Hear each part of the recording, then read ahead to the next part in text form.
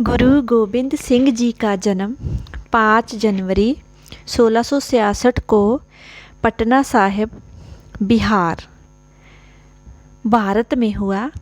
उनका जन्म सोडी खत्री के परिवार में हुआ था और उनके पिता गुरु तेग बहादुर 9वें सिख गुरु थे और उनकी माता का नाम माता गुजरी जी था।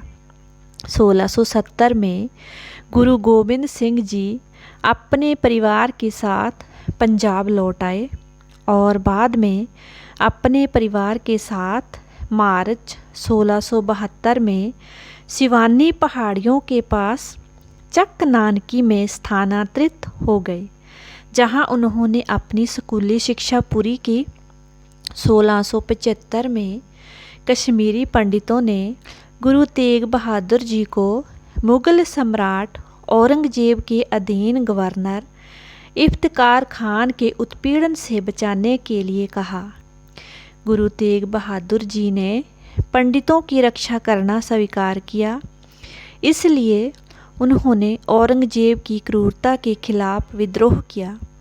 औरंगजेब ने उन्हें दिल्ली बुलाया और आगमन पर गुरु तेग बहादुर जी को इस्लाम में परिवर्तन होने के लिए कहा गया। गुरु तेग बहादुर जी ने ऐसा करने से इनकार कर दिया और उन्हें उनके साथियों के साथ गिरफ्तार कर लिया और 11 नवंबर 1675 को दिल्ली में सार्वजनिक रूप से उनका सिर कलम कर दिया। उनके पिता की अचानक मृत्यु ने ही गुरु गोबिंद सिंह जी को मजबूत बना दिया, क्योंकि वे और सिख समुदाय औरंगजेब द्वारा दिखाई गई क्रूरता के खिलाफ लड़ने के लिए दृढ़ थे। यह लड़ाई उनके बुनियादी मानवाधिकारों और सिख समुदाय के गौरव की रक्षा के लिए की गई। उनके पिता की मृत्यु ने सिखों को गुरु गोबिंद सिंह को 29 मार्च 1676 को वैसाखी के दिन सिखों का 10वां गुरु बना दिया गया। गुरु गोबिंद सिंह केवल 9 वर्ष के थे जब उन्होंने सिख गुरु के रूप में अपने पिता का पद ग्रहण किया। दुनिया को कम ही पता था कि 9 साल का यह बच्चा, जिसकी आंखों में दृढ़ निश्चय है, पूरी दुनिया को बदलने वाला है। 1685 तक गुरु गोबिंद सिंह पोंटा साहिब में रहे, जहां उन्होंने अपनी शिक्षा जारी रखी और घुड़सवारी, तीरंदाजी और अन्य मार्शल आर्ट जैसे युद्ध के दौरान खुद को बचाने के लिए आवश्यक बुनियादी कौशल भी सीख रहे थे। इतिहासकारों ने लिखा है कि गुरु साहिब की 3 शादियां हुई थी। आज हम आपको गुरु साहिब की शादियों की सच्चाई के बारे में बताते हैं। इतिहासकारों के अनुसार गुरु साहिब की पहली शादी 10 साल की उम्र में 21 जून 1977 को माता अजीत कौर के साथ हुई और दूसरी शादी 17 साल की उम्र में 4 अप्रैल 1684 को माता सुंदर कौर के साथ हुई। लाहौर में बसने वाला राम शरण आनंदपुर आकर अपनी पुत्री के रिश्ते के लिए माता जी के पास आकर बेनती करता है। माता जी रिश्ते के लिए हाँ कर देते हैं। कार विहार करने के बाद तारीख रख दी जाती है, पर बागी नीतियों के कारण हुकूमत देखना भी पसंद नहीं करती थी सिखों को। उस समय लाहौर का फौजदार भी औरंगजेब का पक्का पालतू होने के कारण सिखों का कट्टर दुश्मन था। गुरु के सिखों पर जुल्म करने के लिए बहाने ढूंढता रहता था। गुरु जी की शादी में हर सिख शामिल होना चाहता था, पर इतनी बड़ी संख्या में संगत और साथ में फौज का दुश्मन के इलाके में जाना ठीक नहीं समझा गया।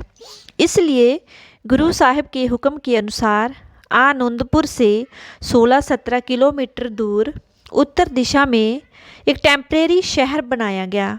लड़की पक्ष को यहाँ आकर शादी की तैयारियाँ करने को कहा गया।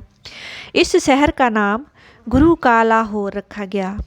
काफ़ी इतिहासकारों ने माता जीतो जी का शहर बजरावा, जिला होशियारपुर बताया है। पर उनके मायका शहर के ऑप्शन में ये शहर बसाया गया, गुरु का लाहौर नाम रखा गया। सो उन लिखारियों का दावा मजबूत माना जा सकता है जो माता जी के पेके लाहौर शहर बताते हैं। यहाँ पर वो जगह भी मौजूद है जहाँ त्रिवेणी प्रकट करके मीठे पानी की समस्या का समाधान किया था। यहाँ जहाँ गुरु के श्रद्धालु बसते थे वहाँ हर जगह हुक्मनामे भेजकर संगत को इनवाइट किया गया। हजारों की गिनती में संगतें पहुँची। गुरु साहिब जानी जान थे, वो जानते थे कि संगतें पहुँचेंगी, मेले लगेंगे, व्यापार होंगे, लोगों को रोज़गार मिलेगा, क्योंकि उस समय जालिम हुकूमतें जनता का ख्याल नहीं रखती थी। गरीबी के कारण लोगों की हालत बुरी हो गई थी। सो ये शहर खुशियाँ मनाने के बहाने लोगों की कमाई के लिए किया गया था। व्यापार में रुचि रखने वाले गरीबों को धन बांटा गया, वो अपना मुनाफा कमाए जाते वक्त मूलधन वापस कर जाएं। तय तारीख को गुरु साहिब आनंदपुर साहिब से बारात लेकर गए और माता जीतो जी के साथ शादी की रस्में पूरी की। आप जानते हैं पुराने समय में एक नहीं दो समारोह होते थे। पहला शादी जो छोटी उम्र में ही संपूर्ण कर दी जाती थी और दूसरा मुकलावा की रस्म, वो उस समय तय की जाती थी जब बच्चे बड़े हो जाते थे, रिश्ता निभाने के लायक हो जाते थे। गुरु साहिब जी का कार विहार भी उसी प्रकार हुआ था। उस समय शादी माता पिता ही तय करते थे। शादी के समय जब माता गुजर कौर जी ने अजीत कौर को देखा तो उनको माता अजीत कौर इतने सुंदर लगे कि उन्होंने उनका नाम ही सुंदर कौर रख दिया। शादी के बाद माता जीतो जी अपने परिवार समेत लाहौर चले गए, पर अब श्रद्धालुओं ने उनका नाम माता सुंदर कौर ही रख दिया। वो उन्हें माता सुंदर कौर के नाम से ही बुलाने लगे। जब 7 साल बाद जंज लेकर मुकलावा लेने गए तब तक उनका नया नाम संगत में मशहूर हो गया था। उनका पुराना नाम सब भूल गए थे। मुकलावे की तारीख वो ही थी 4 अप्रैल 1984, जो इतिहासकारों द्वारा गुरु साहिब की दूसरी शादी की तारीख बताई जाती है। शादी और मुकलावा 2 अलग अलग रस्मों के कारण और माता जी के 2 नामों के कारण इतिहासकारों को भ्रम हो गया कि गुरु साहिब जी ने 2 शादियां करवाई हैं। गुरु साहिब की तीसरी पत्नी के रूप में हमें माता साहिब कौर का नाम मिलता है। माता साहिब कौर जिनका पहला नाम साहिब देवा था। गुरु साहिब के प्रति उनकी अपार श्रद्धा थी। अपने आप को गुरु घर के लिए समर्पित कर दिया था। बड़े होने पर माता साहिब कौर के पिताजी अपनी बेटी का रिश्ता लेकर गए। तब तक गुरु साहिब की शादी हो गई थी, इसलिए उन्होंने माता जी के पिता को सत्कार के साथ मना कर दिया। माता साहिब जी दे पिता और संगत के लाख समझाने के बाद भी माता साहिब कौर ना माने, अपने स्टैंड पर रहे। समझाने के बाद भी जब माता जी नहीं माने तो गुरु साहिब ने उनको अपने पास आनंदपुर में रहने की इजाज़त दे दी, पर उनके साथ शादी नहीं की।